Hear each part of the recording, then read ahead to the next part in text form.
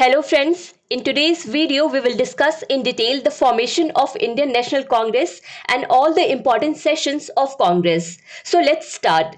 Basically, after the revolt of 1857, many political organizations were formed, especially in 1870s and 1880s. Some of these important political organizations were Pune Sarvajanik Sabha, Indian Association, Madras Mahajan Sabha, Bombay Presidency Association. All the organizations started before Indian National Congress. They started as national organization. But all these organizations were stuck in solving the local issues around them and were ultimately working like a regional organization.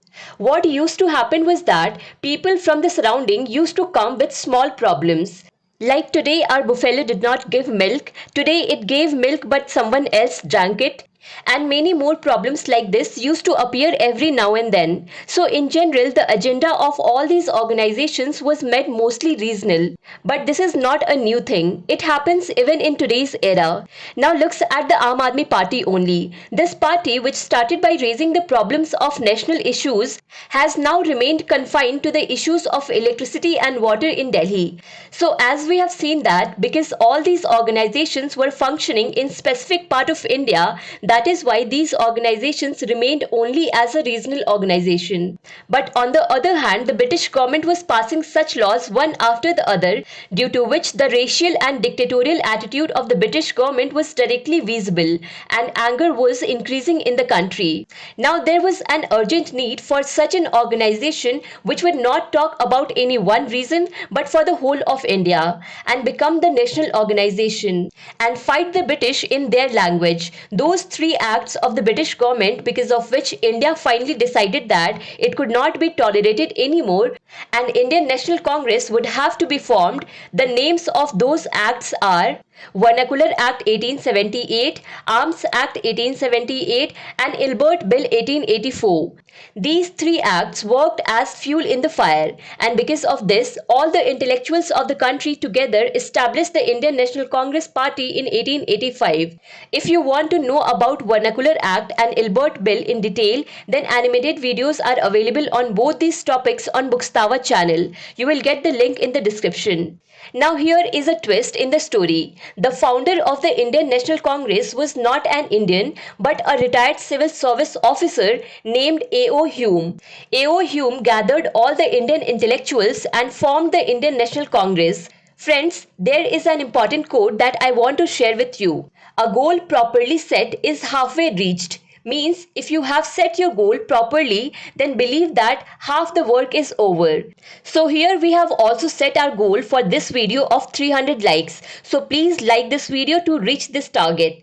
And apart from this, do share this video with your friends.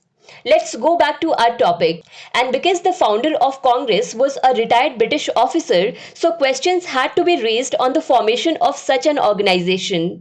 That is why there are two theories about why Congress was formed and how it was formed. The first is nationalist theory and the second is safety valve theory. Whatever we have discussed so far is basically nationalist theory. That is because there was a need for such an organization which would not talk about any one region but talk about the whole of India and become a national organization and fight the Britishers in their own language. And while supporting the nationalist theory, what G.K. Gokhale said was quite logical. G.K. Gokhale, whom Gandhiji considered as his ideological guru, said that if no British had started this organization, then sure shot Britishers would have suppressed it. So nationalist people with the help of A.U. Hume created the Indian National Congress organization. The second theory is safety valve theory. This theory is amazing. Before understanding it, we have to understand what exactly is safety valve. The best example of this is pressure cooker. There is a valve in pressure cooker which we also call whistle. Its work is that whenever the pressure of the steam in the pressure cooker increases too much, then it rises up. And whatever extra steam is there in the cooker, it let it come out. What will happen after that? That the pressure inside the cooker, which had increased, will become normal again. This is very important because if this extra steam is not released timely, then what will happen that the pressure in the cooker will increase, and at one point the cooker may burst. So whenever the pressure increases in the case of cooker, the safety valve not only releases the pressure but also informs us by blowing a whistle that the pressure in the cooker has increased and we have to take some actions based on that. Lord Dufferin, who was the Viceroy of India from 1884 to 1888, wanted the Indian National Congress to act exactly like that cooker's whistle. That is, whenever Indians get angry at the grassroots level, the Congress leaders should listen to them and pacify them. And if they are unable to calm them down and the anger against the Britishers increases a lot, then their problem should be taken to the Britishers. And based on the criticality of situation, Britishers can stop a big 1857 type of revolt by pacifying people's anger in time. Apart from this, Congress should fight with Britishers in a peaceful way, and somewhere there should be a hope in the general public that there is an organization in the country which is working against Britishers, and people are engaged in their regular work with the hope that if not today, then tomorrow everything will be fine. So this was the safety valve theory.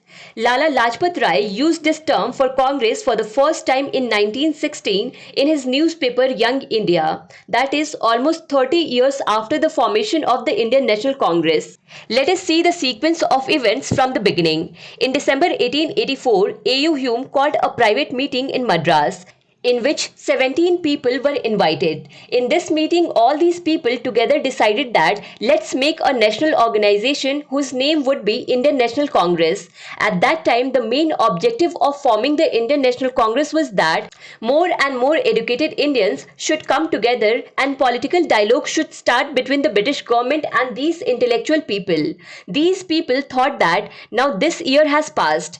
Now next year, on the last 3 days of December, that is in the last 3 days of December 1885, all the educated people who want to join this organization will come to Pune and discuss the strategy ahead. But at that time, cholera was spread in Pune. So at the last moment, this location was changed to Mumbai. So in the last 3 days of December 1885, the first session of the Congress was organized at Gokul Das Tejpal Sanskrit College in Mumbai. A.U. Hume had already taken its permission from the Viceroy Lord Dufferin. What does this mean? This means that Lord Dufferin already knew about all these things. In this program, total 72 people reached. Mostly there were lawyers in it and there were not a single female member. First of all, A.U. Hume told why we all have gathered here, what is our objective, or what will be the objective of Indian National Congress. Along with this, some rules were made for the working of the Indian National Congress. Like every year, there will be a Congress session, which will generally be held in the last 3 days of December. At the beginning of each session, on the basis of the delegates voting, the president of that particular session will be decided. And in every session, there will be discussion only on issues of national importance. And in the end, some resolutions will be passed on the basis of discussion. That is, it will decide what the Congress is going to do on the discussed issues. And till the next session, that is for the next 1 year, the Congress will work on that resolution. Will talk to British government and will try to get their demands satisfied. To convince British government, the Indian National Congress chose PPP model, means prayer, petition and protest. The Indian National Congress chose the PPP model because those who were early nationalists had full faith in the British government that they would certainly help them. So there was no need for bloodshed. The matter would be resolved through dialogue. So in the first session of the Congress, W.C. Banerjee, that is Umesh Chandra Banerjee, was elected as the president.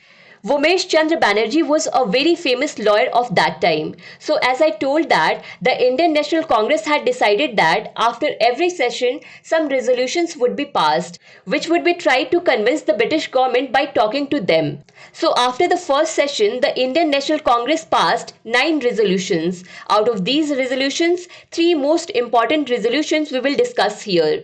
The first one was to reduce military expenditure.